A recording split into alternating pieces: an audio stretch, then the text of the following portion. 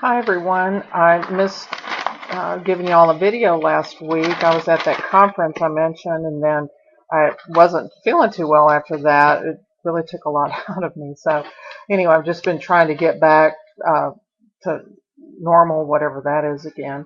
I just wanted to share a little bit about some of the readings that we've been having in our class. And actually, I missed talking about Walsh's chapters 3 and 10 last week. And then this week, it's Boss chapter 8. And I'm just finding that both of the authors really say kind of the same thing. They just maybe say it just a little bit differently. But I don't really see a whole lot of difference in their basic core beliefs. But I was thinking about when Walsh talked about shared beliefs, and I was thinking about my experience working at the Juvenile Detention Center, where I was a family therapist working with parents and siblings of really anybody we could get in there of the kids that were in the Juvenile Detention Center. And I was thinking about the shared belief system of some of the people. One of the guys in there, he was 16 and he had been in this detention center for several months, and he was getting ready to get out, and we were talking about resilience and if anything was going to change when he went back. And he said, well, I'm in a gang, my dad's in a gang, my grandfather was in a gang, and so I don't really know any other way to live, and so I'd like to think that I wouldn't be in a gang anymore, but it's probably not going to happen because that's the way my family lives. And so that's a shared value and a belief, and whether we agree with it or not, that's just the way it is with a lot of families. And also, on the kind of a different note is church. There are kids who go to church, and they believe in going to church every week because that's the way they were raised and that's the way their parents were raised. And then I was thinking about poverty. There's the generational poverty, and that where families are poor, and then their kids don't know any different, or don't know that they can live any differently, and so then they just the poverty is passed on from family member to family member down the line. And I'm not saying that some people can't get out of that, but it can be very challenging. And a lot of times the people who talk about being able to get out of that generational poverty also talk about how hard it was. But anyway, that's a shared belief or value. I think I've mentioned before, but Walsh talks about making meaning of adversity. And I guess I've been accused of being a Pollyanna, and I don't know if y'all know what that is, but Pollyanna was a Disney movie, and she always looked for the good in everything. And so I guess there's when something bad happens, a lot of times a lot of us try to look for the silver lining or what the gift is or the lesson, and so you try to find meaning through adversity. And a lot of times, we do learn lessons. I think for me, a lot of times it has to do with relationships, but where I learn those lessons a lot. Well, I don't know if I learn them a lot, but I do have lessons presented to me. Sometimes I learn them and sometimes I don't. Spirituality is, I mentioned before that sometimes, families pass on the, going to church thing, and from, one generation to the next. But one of the things too, they talk about when something bad happens, if somebody looks at it, somebody who's very spiritual or religious might say, it's God's will, or it was meant to be, or they kind of look at it in a fatalist way. And actually, Boss and Walsh both talked about that.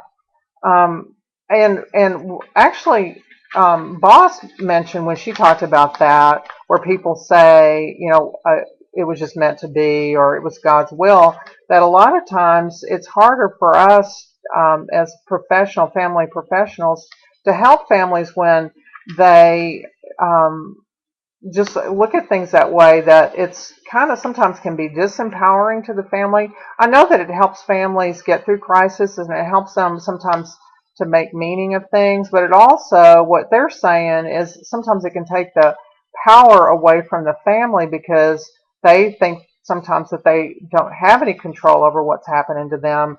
And so it's hard for us sometimes to help them find solutions when they come from that perspective.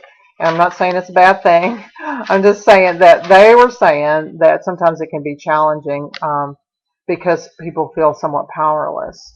Walsh talks about multi-stressed families where, let's say, somebody lives in poverty and they're also discriminated against. So if it's an African American mother who lives in poverty and she's also feeling discriminated against because of her race, then that's like multi-stress. Or let's say a single mother, which I was a single mother, and um, who might live in poverty or not have very much money, and so she's stressed out. Number one, because she's a single parent, and then she's also stressed out because of money, and so things start piling up, and we as family professionals get to see a lot, depending on where you work, a lot of families that are in this multi-stress situation. One of the things that they also talk about, Walsh talks about, is the family-centered approach. Let's say, like at the juvenile detention center, when we had obviously juveniles who were in there, but we try to get the parents involved or the grandparents or whoever cared enough about the teen adolescent to come and to show up for family therapy, siblings and all that, to try to get the whole family involved, because it seems to be really more helpful if we can come from the family perspective rather than just working with one person. Um, let's see. Oh, something else I talked about was crisis reaction versus crisis prevention. And so I kind of have a theory personally about, like, let's say the prison system. And the prison system in Texas doesn't work very well. We just kind of keep building more prisons rather than, to me, it seems like it would make more sense to like go into the juvenile detention center or go into parenting places and teach parenting classes so we can prevent the things from happening rather than dealing with them after they happen. Now, obviously, there are things like 9/11 that we talked about last time, 2 weeks ago, that there's not really any way necessarily that we could have prevented that. So in situations like that, it is that we are crisis reactive. But there are certain things, I think, and other people do too, it's not just me, that there are things that we can do to prevent some crises from happening. And if we just invested more in the family, which is what we're all here learning about, then that would strengthen the family, and we might be able to avoid some of the crises, teen pregnancy, drugs, crime, and things like that. Communication is very important. Home-based services they mentioned, and kinship, just getting as many people involved as possible, whether it's biological family or what they call fictive kin, which is people who like families of choice and people who aren't necessarily biologically related. Um, Boss talks about gender, and I just made some notes that the way men deal with crisis sometimes is they might go play golf or go, watch football with their friends, or did I say crisis? Maybe not crisis, but stress, when the way they deal with stress. They don't necessarily talk to each other so much, but they might hang out with other guys. They might shop, they might go buy some tools or a new golf club or something. And women shop too, but they shop, they eat, and they help other people. That's another way that women can deal with stress, is they give to other people, and they talk to friends. So it's neither one's good or bad. It's just different that women and men often handle stress differently. Although that's evening out, because used to men had strokes and heart attacks a lot more than women, but now women are starting to do that more because they're in more high stress um, situations that, I don't know if they're more high stress or just different types of stress than they used to be. Uh, I think that's really about all that I had really thought about talking about. But again, y'all feel free to email me or do a ask the instructor, or just that might be a good thing, is if you wanted to ask the instructor just to talk about something. Or I've been thinking I might set up a different discussion area where we can just chat about different things, because I may bring out some things to you that you want to discuss a little bit more, and so I think having a separate discussion area might be good for that.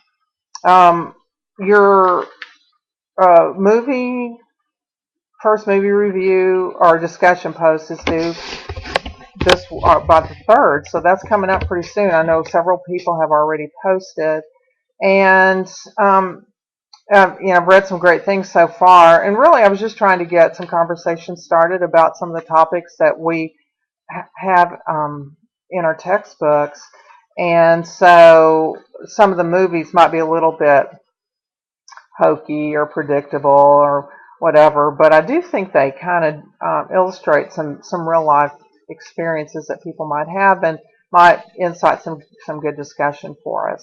So y'all take care, have a good weekend, and I will see you next time.